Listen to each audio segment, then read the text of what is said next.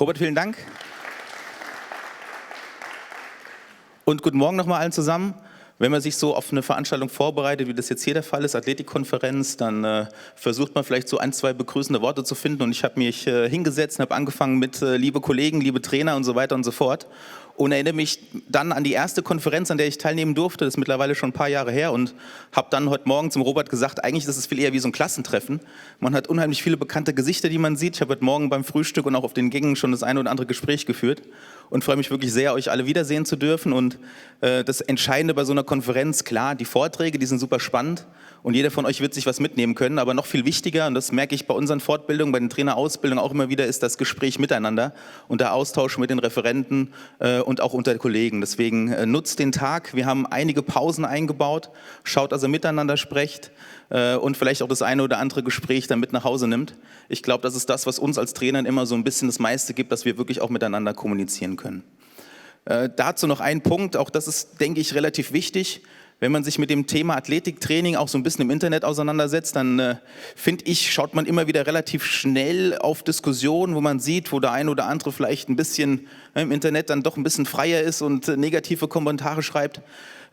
Ich möchte das hier so ein bisschen auch als Aufruf und Auftakt sehen, dass wir wirklich als Kollegen uns fachlich austauschen und so ein bisschen wegkommen von dem, was man immer mal wieder so liest, dass man quasi die eine Methode ist der König und die andere Methode ist schlecht.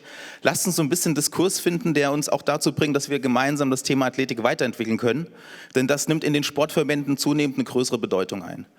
Bei uns im Triathlon beispielsweise haben wir die Stelle eines Bundestrainers Athletik, also jemanden, der als Bundestrainer nur für dieses Thema zuständig ist. Der wäre heute gerne hier gewesen. Wir haben jetzt gerade momentan die Weltmeisterschaften in Australien, deswegen ist er leider nicht da.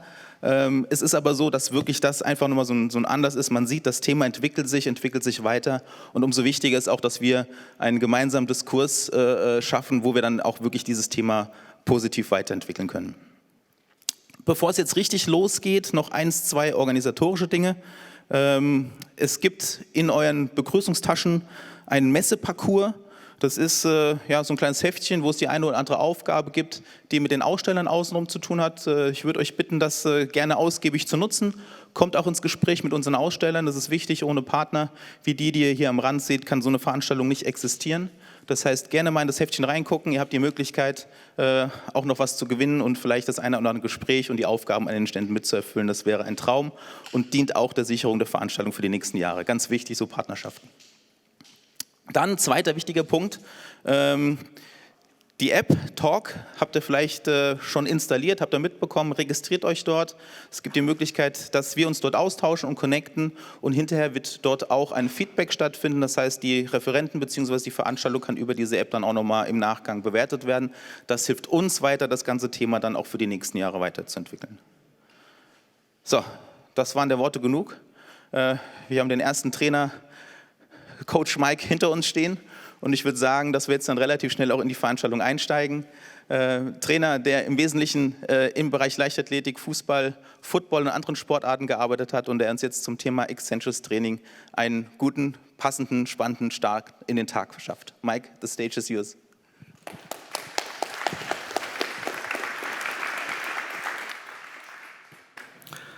Thank you, and thank you to the hosts of the conference. So far, my experience has been fantastic, and thank you for everyone there showing up on a Saturday morning. My first talk will be on eccentric training means and methods. This is an add-on to what I'll speak about tomorrow. This is particular and specific. Tomorrow, we'll talk about developing strength that transfers to sport, of which this will be important foundational knowledge. As with all my talks, I like to start with an outline to give you an idea where we're starting and where we're going to go.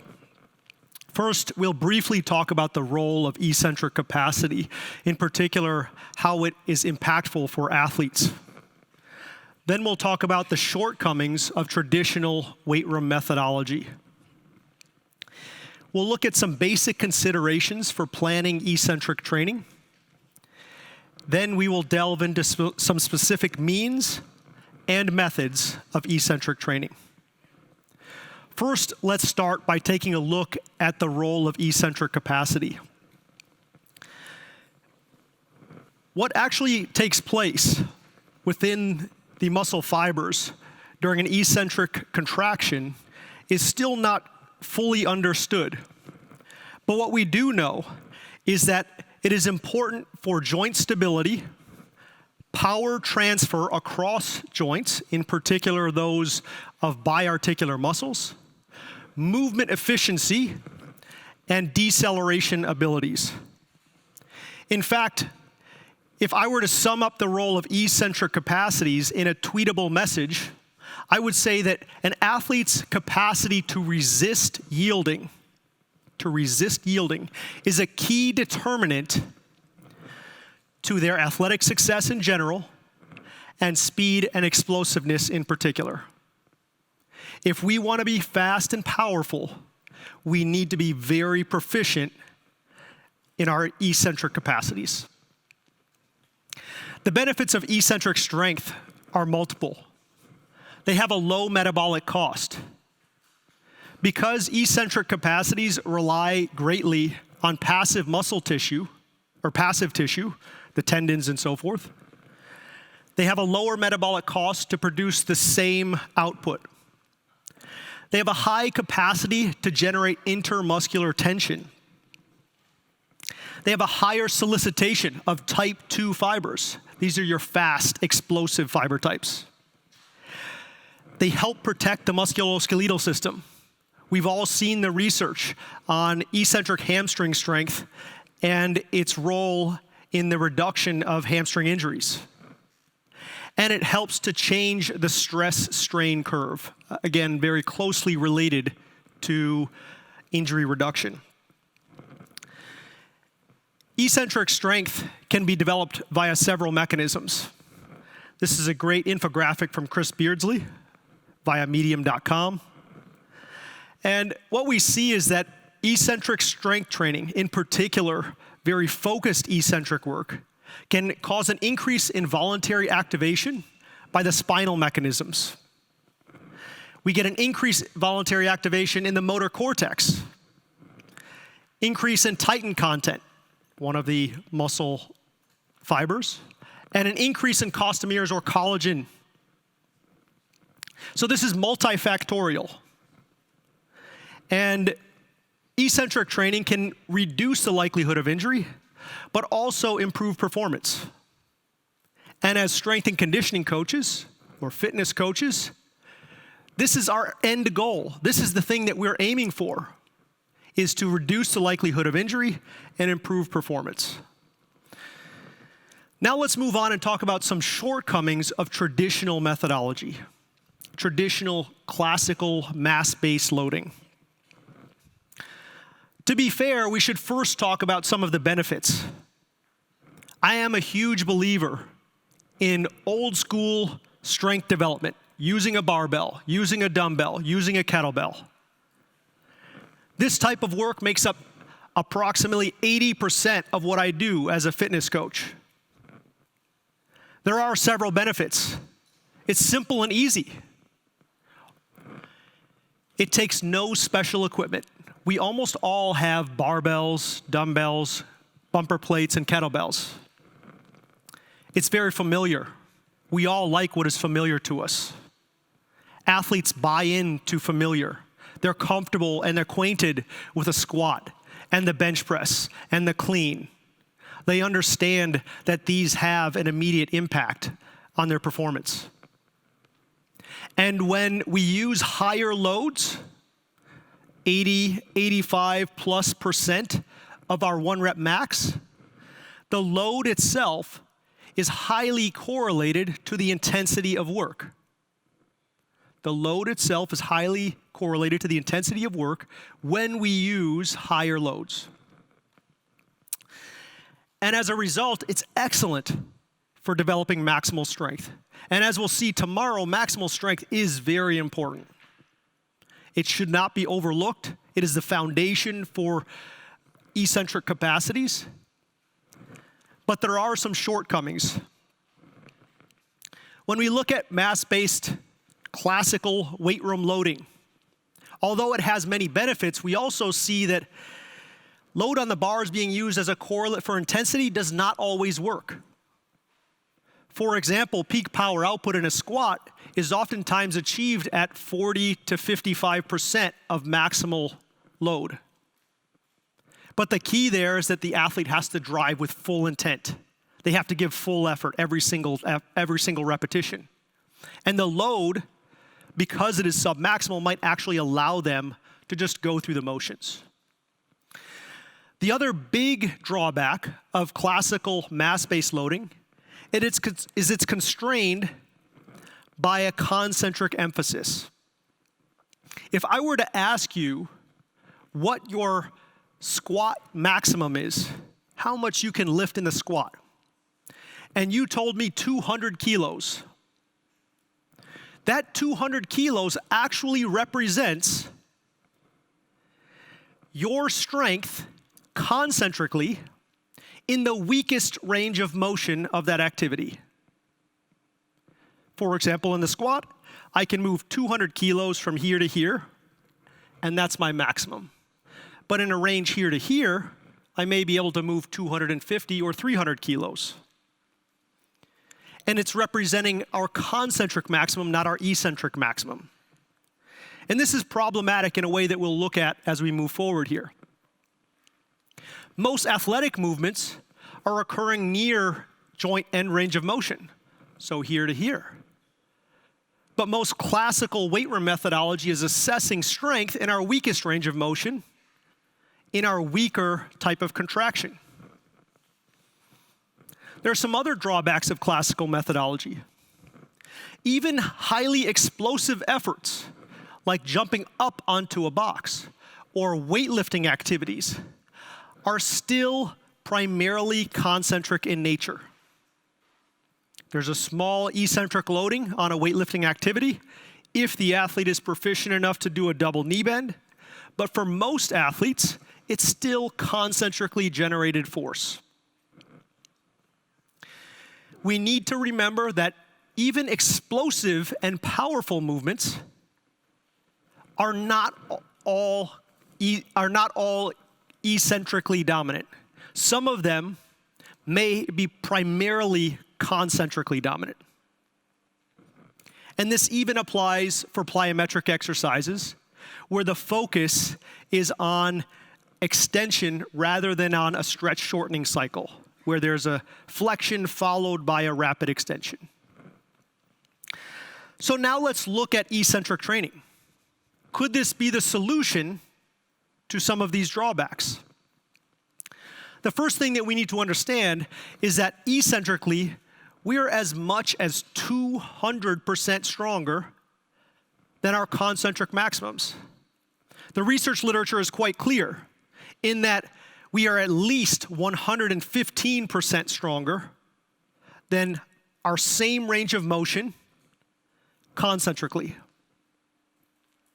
This is a difficult concept to understand, but if we were to hook an athlete up to tensiometers or a force platform, it supports this notion that we are much stronger producing force in a yielding fashion than we are in an overcoming fashion.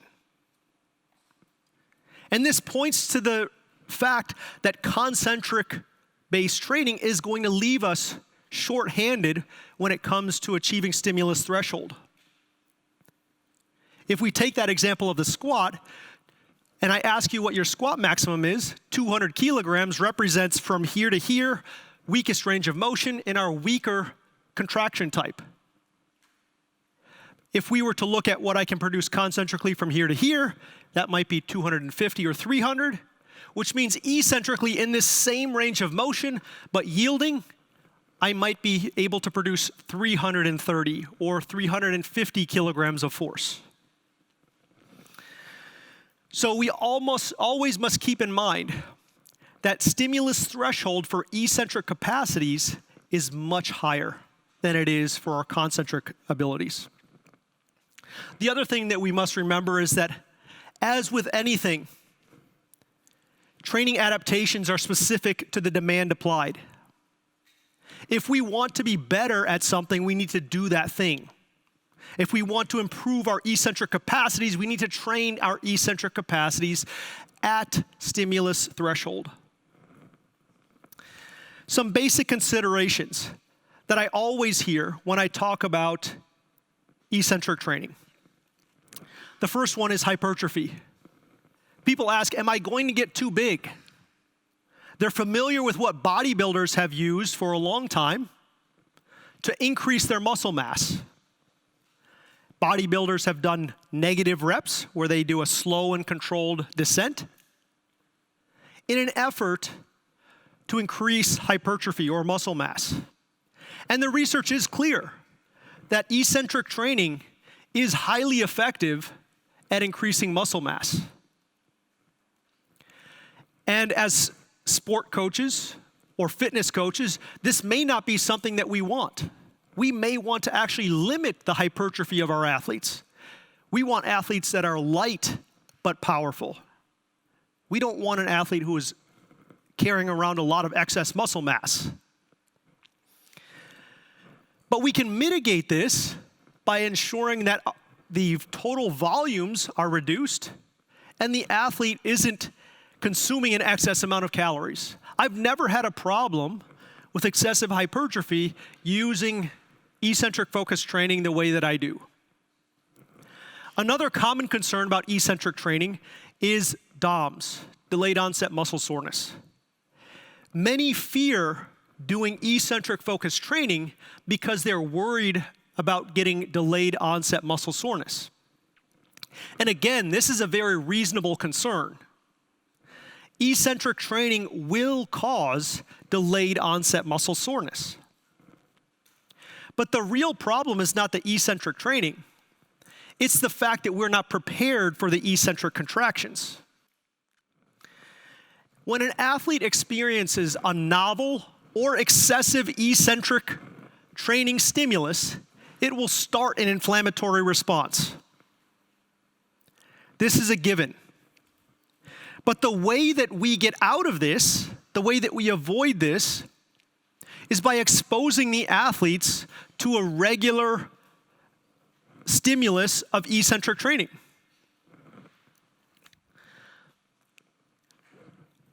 I won't go through this. I don't go through this in English. I'm certainly not going to go through this in German. This is the inflammatory response that the athlete experiences. The thing to understand is that common to eccentric training is delayed onset muscle soreness.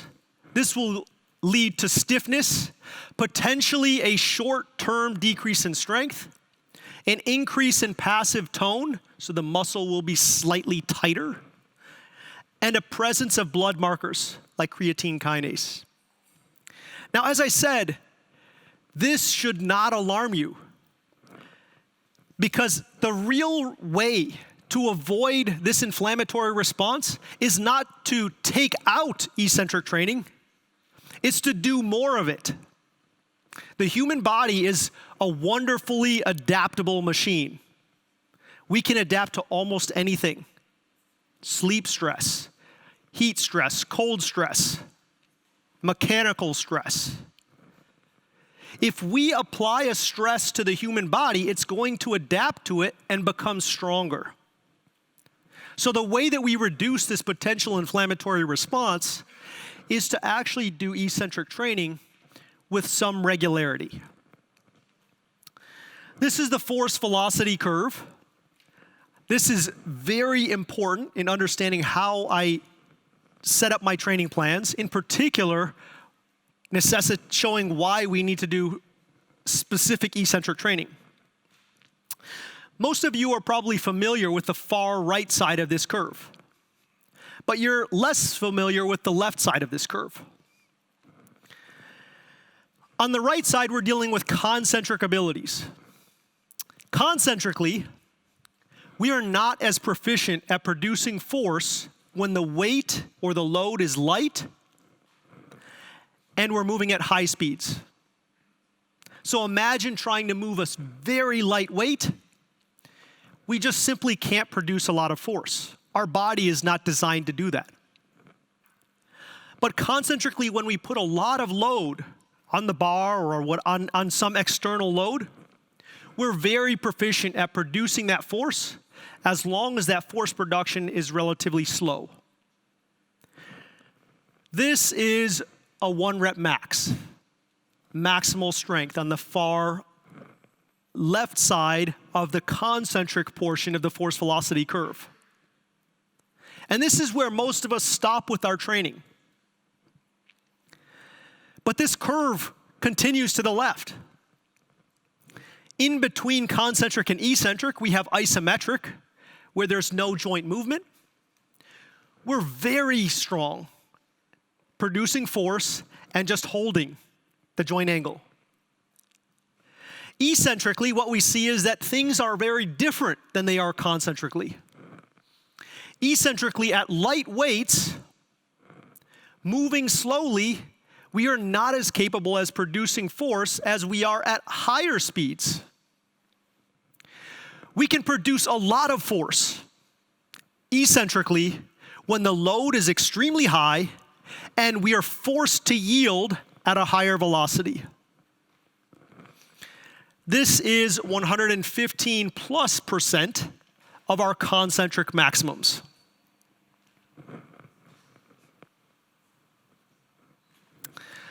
To safely and efficiently develop eccentric force, we need to train submaximally isometric, maximal isometric, slow submaximal eccentric, and then fast maximal eccentric.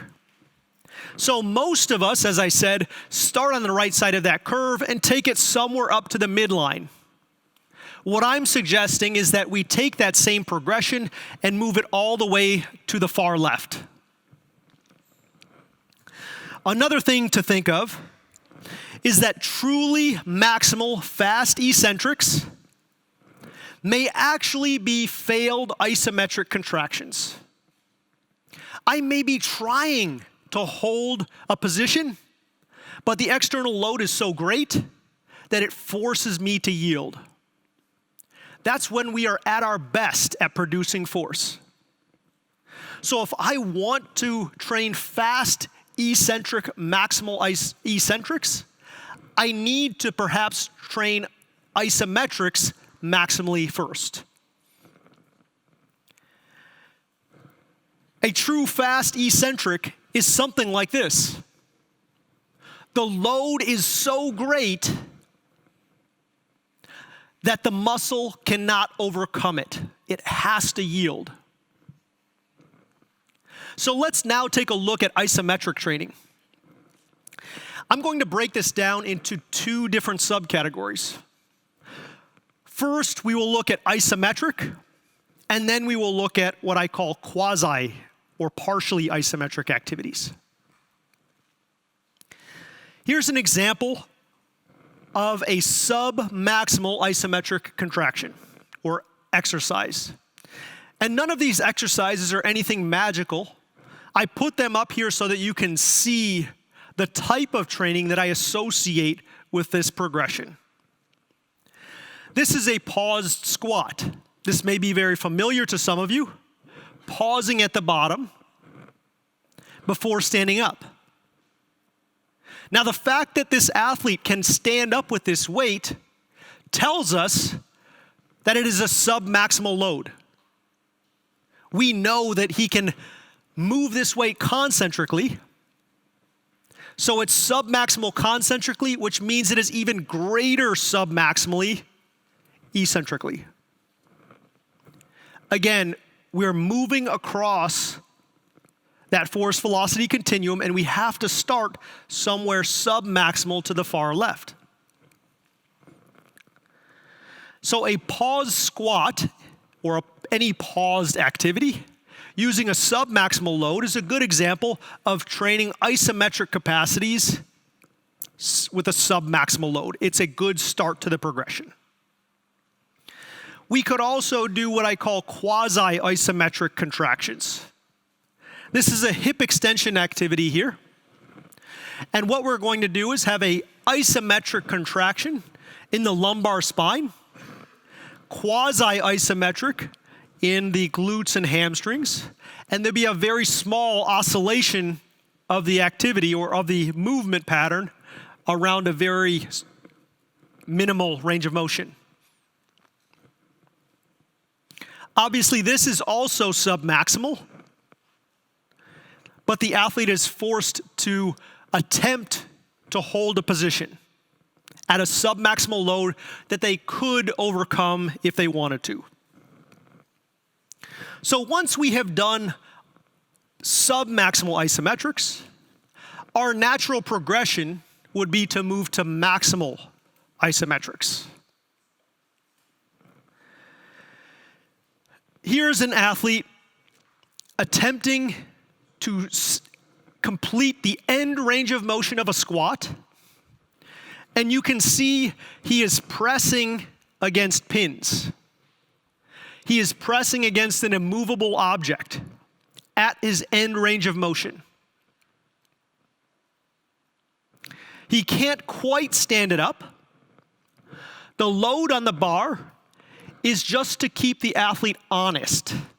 He can't possibly fake his effort when there's that much load on the bar.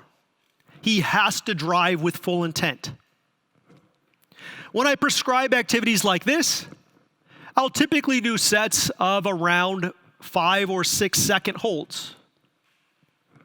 The research literature says this is the optimal time span for a given set on a maximal isometric contraction. We could do similar things on a single leg if we wanted to increase the specificity of training.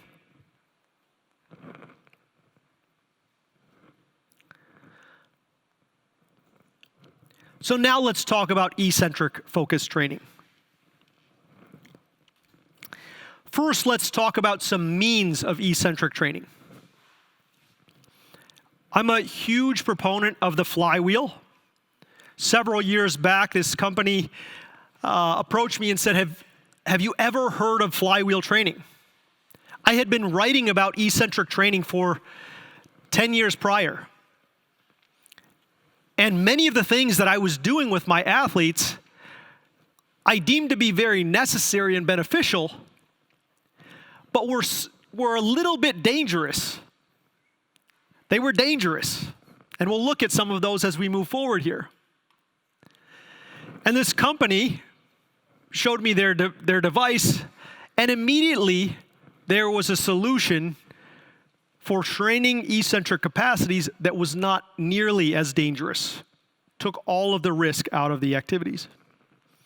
Flywheel training is fantastic because it can permit a greater eccentric force production.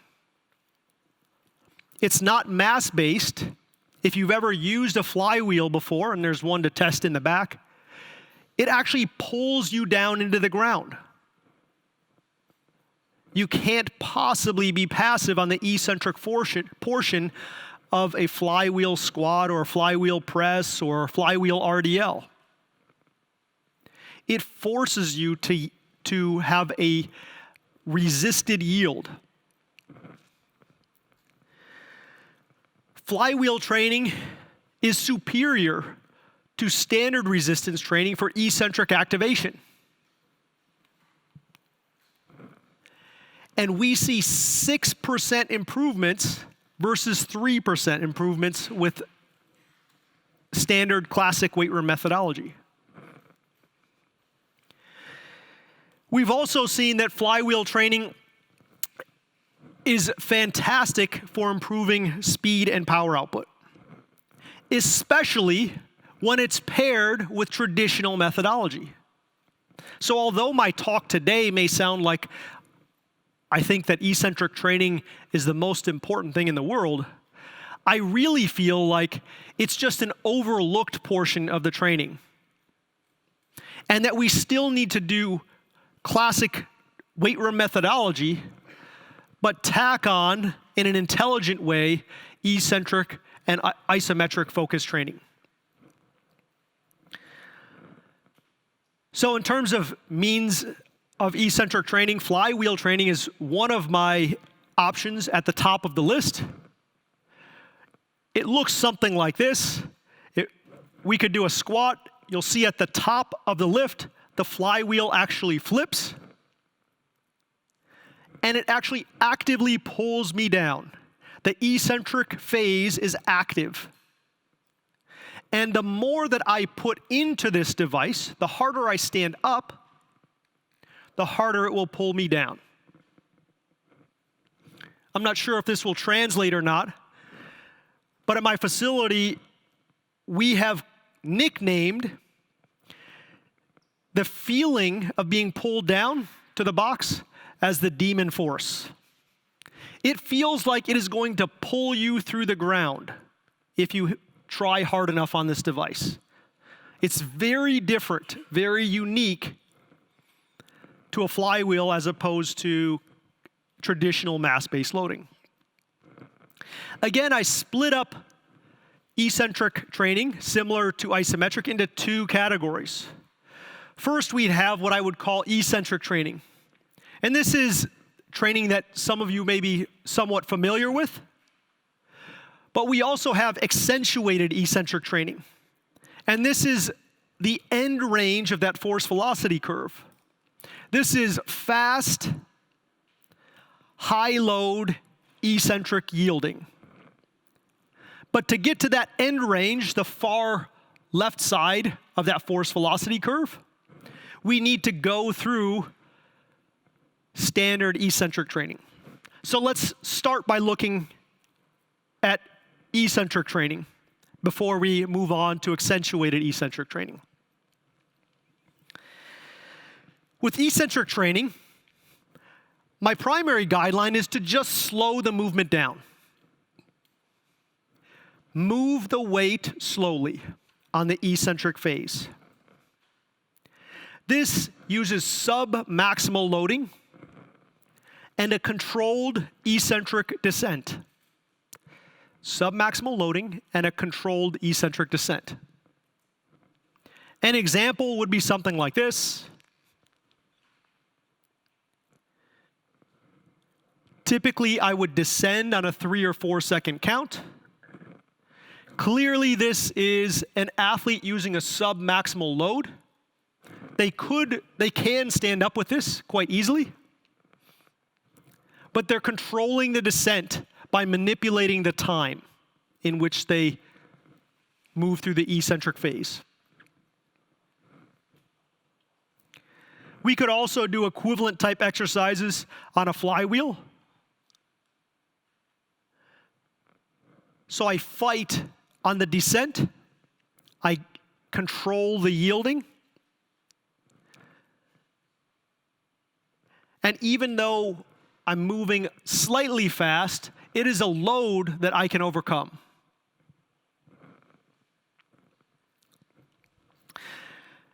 Now let's take a look at accentuated eccentric training. This is where I think many of us are missing out in our training. The thing to remember with accentuated eccentric training is that the eccentric load must be higher than 100% of our concentric max. The load that the athlete experiences eccentrically must be higher than 100% of our concentric max. This is where traditional weight room methodology may leave us shortchanged, because our options to hit this stimulus using traditional weight room methodology may be dangerous, may be hard to achieve. There are several research papers which support the use of fast overloaded eccentrics. This particular one pointed out that a short period of resistance training performed with eccentric, fast velocity, high velocity, isokinetic contractions are excellent at enhancing relative and absolute rate of force development. This is how we start to bridge the gap between the weight room and the field, court, or pitch. If we can develop fast eccentric capacities, this is what allows us to jump high, sprint fast, change direction, and reduce our likelihood for injury. Another study looked at increases in strength gains after using accentuated eccentric training. And this one is particularly fascinating because it flies in the face of specificity. And what I mean by that is that in this study, they actually found that accentuated eccentric training can improve our concentric strength more than concentric strength training can. So it not only improves our eccentric capacities, but the training stimulus of accentuated eccentric training is so great that we can actually improve things like maximal strength to a greater extent than doing traditional maximal strength training methodology. Now, this is my disclaimer in this entire lecture. Not all athletes will need to do advanced eccentric training. It does tend to be more demanding on the body, which means it takes more recovery resources. It may take longer to recover.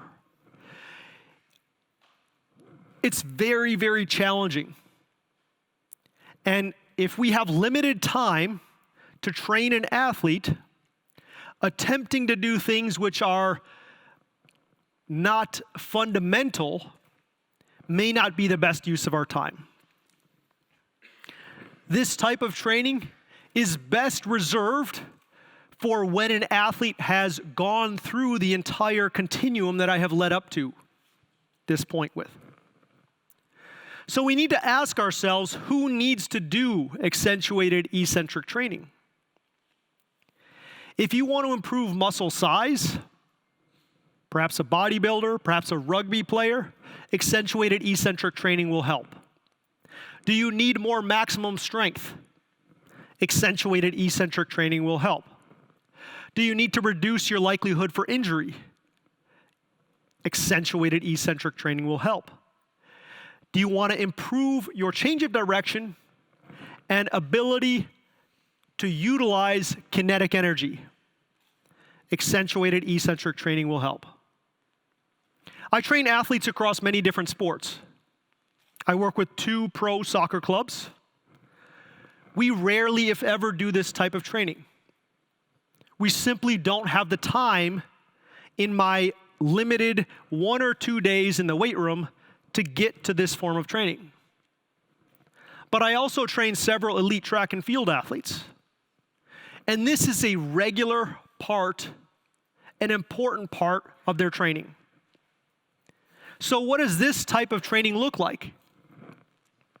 This is what I used to do all the time. As I said, it can be somewhat dangerous. We load an athlete in an activity with 110 to 120% of their maximum, their concentric maximum, and we attempt to slow down the yielding phase as much as possible. This is approximately 10 or 15% more than this athlete could stand up with. Now you can see why this is potentially problematic. Not only is that a huge load on the athlete's back, the spinal compression is extreme, but it's a pain in the ass because I have to unload the bar on every rep, put it back up again, and then put more weight back on.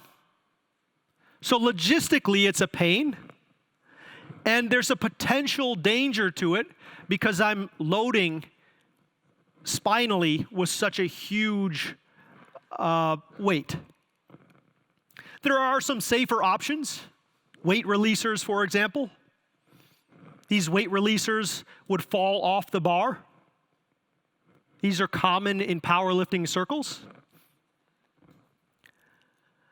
But now I use activities like a flywheel squat. And we can actually supra-maximally load the flywheel by putting more force concentrically than my legs alone can provide. For example, what you'll see here is I'm actually going to use my legs and my arms to concentrically load the flywheel, release my hands, and then the flywheel will pull me down.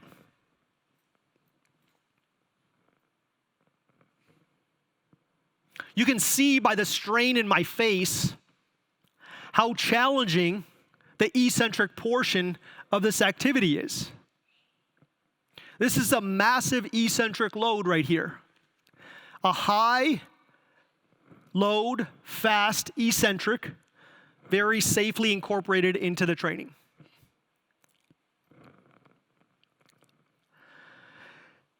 Another form of training that we need to eventually get to is shock training. This is largely addressed through plyometric activities, but as we'll see as we move forward here, there are other avenues which we can also pursue. With shock loading, we are reaching the end of that force velocity continuum, meaning that there's a high load and a high velocity. But now we are encountering that load very rapidly.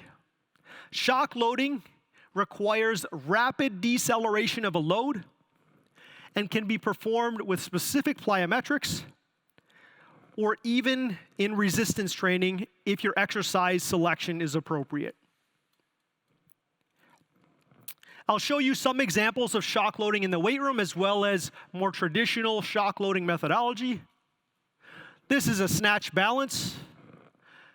I free fall under the bar and attempt to decelerate it. I have to encounter the load relatively quickly. Here's a variation with an RDL.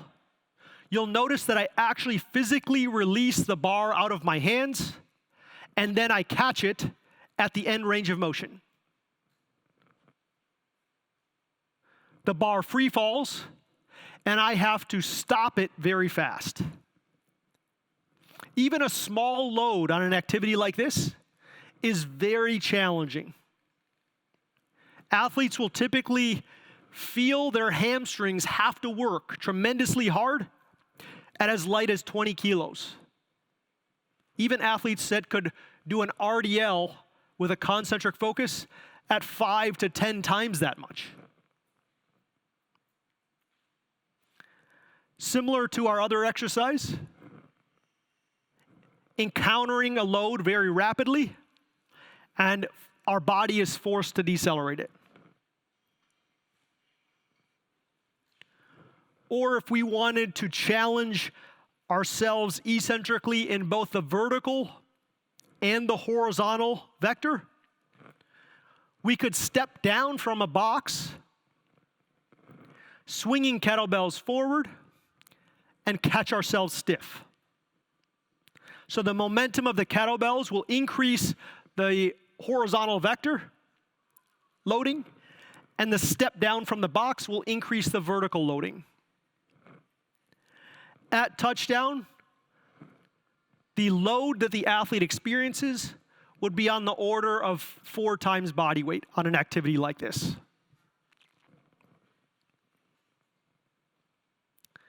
And another one for the posterior chain, which is particularly important for sprinting athletes, for athletes that have to change direction, would be something like this. Jumping into a single leg support, rapidly forcing the athlete to create an isometric, rapid eccentric contraction. Obviously, plyometrics are very beneficial for enhancing eccentric capacities. I lecture specifically about plyometrics and have an entire progression which falls in line with this lecture. But in a nutshell, or to summarize, what I like to do is make sure that the athlete can land first. Can we land safely? Can we generate the eccentric isometric forces to be able to handle the loads at impact safely? We would progress that to obviously not only yielding, but also overcoming. So now we're starting to incorporate the stretch shortening cycle. And then if we were to take this to its end range of progression with a plyometric activity, activities like bounding, where we're in single support, we're moving fast, our body is relatively high in the air, are one of the most intense activities that an athlete can encounter. This is an elite triple jumper. He makes this activity look relatively easy, but this is an incredibly intense activity. To move fast, to hop off of one leg, to generate that amount of vertical force. So now let's conclude by looking at some means or some methods of eccentric training.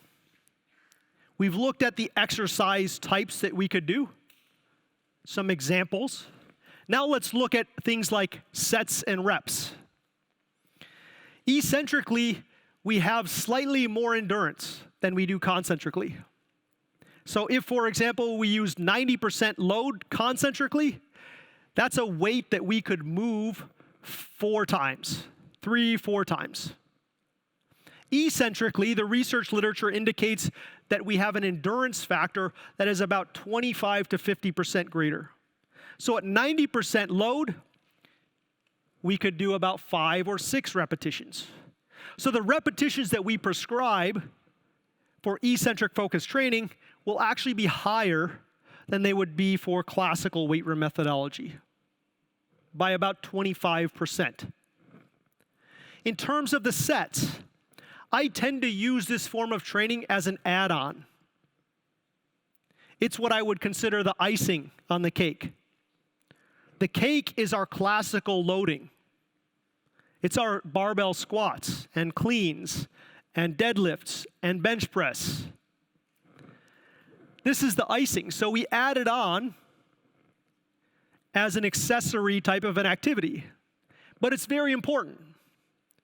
Later on in the year, if I'm training track and field athletes, I may replace traditional weight room exercises with eccentric focus training. I just take one out and put the other one in. And I follow the guidelines of similar sets with slightly greater repetitions. In terms of the order of where it should go in the session, if you're using sub-maximal eccentrics or sub-maximal isometrics, they can be placed in the middle or towards the end of the session. In the middle or towards the end of the session.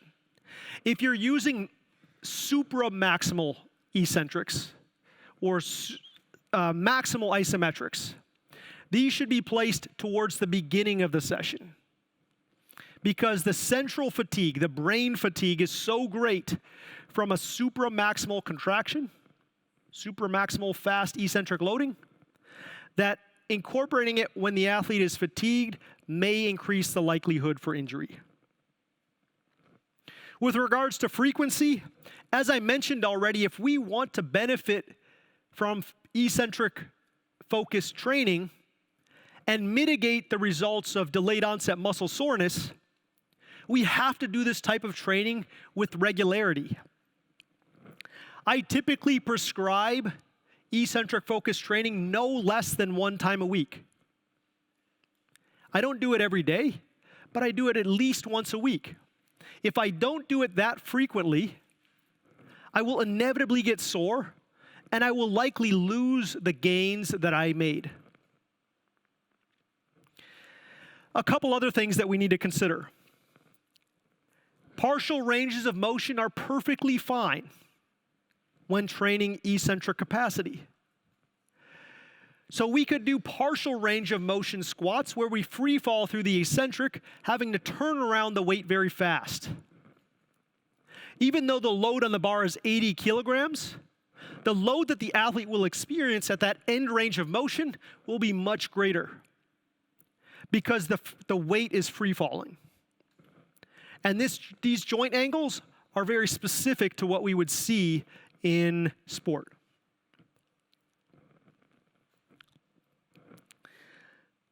You can do similar things on a flywheel, end range, and because I'm able to load the flywheel through our strongest range of motion, the eccentric pull down, the descent, will be much greater loading. Another method that I use is what I'd call the strong, weak method. So we do a concentric movement that is stronger, followed by an eccentric movement in a weaker movement. So, for example, a deadlift concentrically, followed by an RDL eccentrically. This allows me to achieve stimulus threshold eccentrically because I can use a weight that I can safely move concentrically, but a weight that is of stimulus threshold eccentrically. If you don't have a flywheel, you can obviously do the same thing in mass-based loading, deadlift on the way up, RDL on the way down. Deadlift on the way up, RDL on the way down.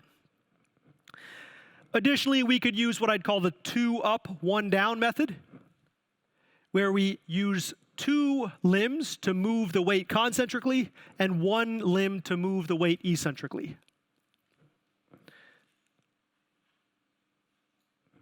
I will descend with 1 leg, under control,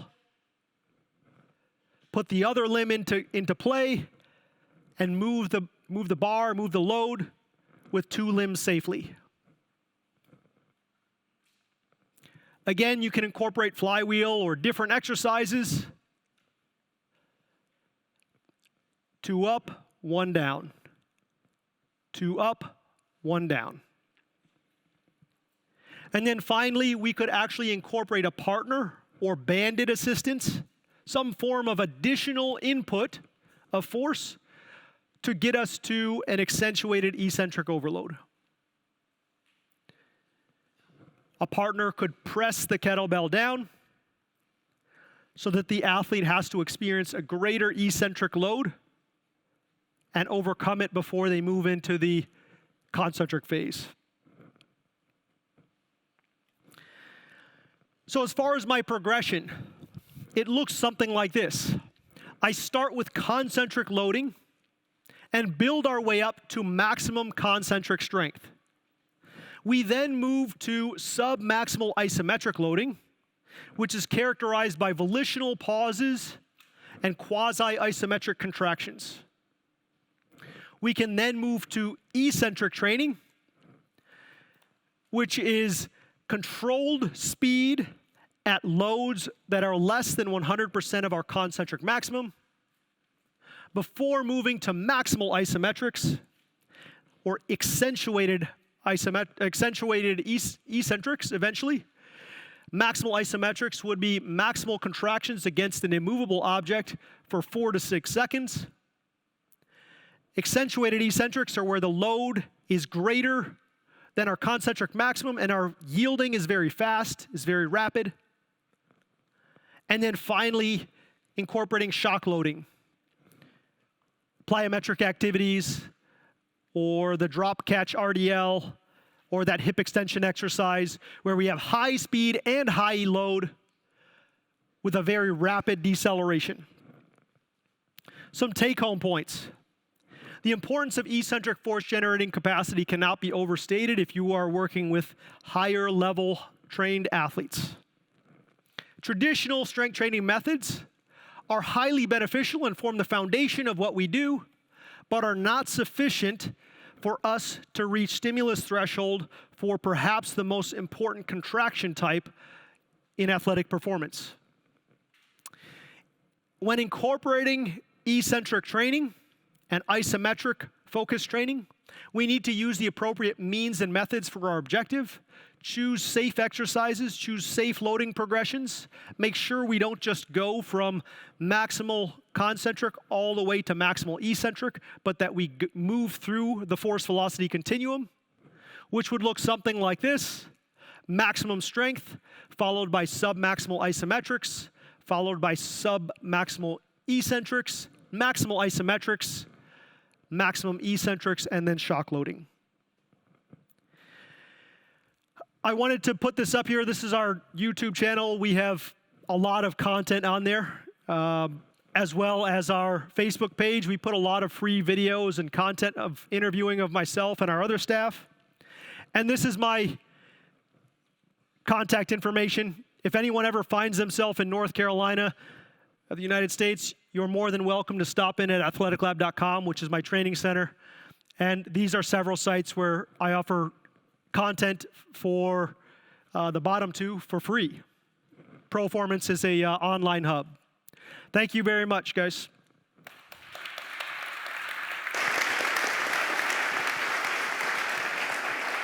Mike, thank you very much for a very inspiring lecture. Wir haben noch Zeit für einige Fragen. Wer möchte, darf jetzt. Robert. Moment, warte kurz. Ich versuche dann auch die Frage nochmal zu wiederholen. Ja. Okay. Thank you for your lecture, Mike. Two questions. Did you found that there is something like a responder or non-responder to that kind of training? And second question, what is the exact, or what is your definition of a higher level athlete? What exactly does this mean? I have not found anyone that does not respond to this type of training. I only take a fraction of my athletes to the end range of fast, high velocity eccentrics. In terms of higher level, I wouldn't necessarily look at it in terms of their performance in sport, because performance in sport, especially in field and team sports, could be dependent on technical and tactical abilities rather than physical qualities. But I would look for an athlete that has several years of training experience under their belt, in particular traditional mass-based loading, before I start to incorporate some of the far left side of the continuum training. We'll do lower level plyometrics with all of our athletes, but the really advanced work we save for our more highly trained athletes, track and field athletes, our bobsleigh athletes, those who are competing in performance-oriented, quantitatively assessed sports are typically the ones that we incorporate this with. So usually our track and field, bobsleigh, skeleton, some of our weightlifters may see some of this type of activity. Occasionally our soccer players will they will use the K-box, but not with the super maximal loading. Zweite Frage war eben ein bisschen weiter hinten. What would be the normal time phases you need for adaptation, basically, from progressing from normal load-based training to isometric and so on? So throughout the year, I actually keep traditional mass-based loading in the training plan all year long. But I start to put in the more advanced training at approximately our third or fourth cycle. It starts to get incorporated. And with each cycle being approximately 4 weeks long, typically as I said, only do this with our track and field, bobsleigh, swimming athletes, or weightlifting athletes, getting to the end range.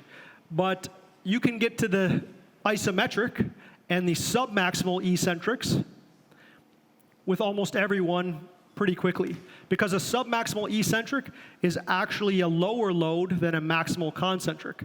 It may be more challenging for some of them, and it's a novel training stimulus, but the load itself is actually less than a max strength load.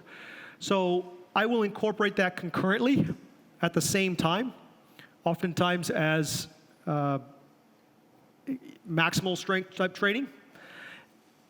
Typically after we have developed a high training age, several years of maximal strength, and then I'll incorporate it after 1 or 2 cycles, really. Weitere Fragen? Hier drüben bitte.